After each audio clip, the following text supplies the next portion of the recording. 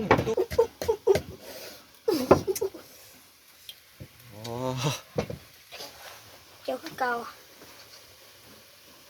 เจ้าคือเก่า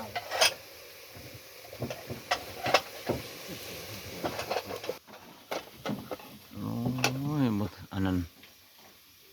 หมดทันหลังมันจะได้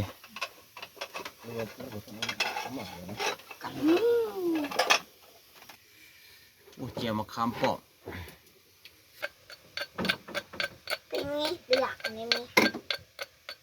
โอ้คือปลายข่อยเว้ยตัวนี้เจียวสิจำบ่ แม่ กระตุกมันบ่คือเก่าเลย อ๋อเบิ่งเลยบ่ทันเติมน้ำปลาลงไปจุดๆนั่นน่ะ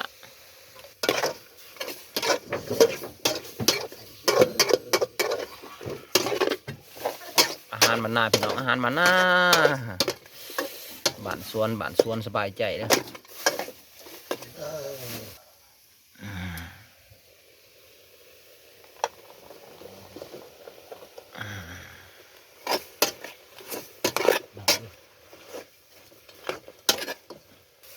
ตื่นน้ำลงไป2-3 จอก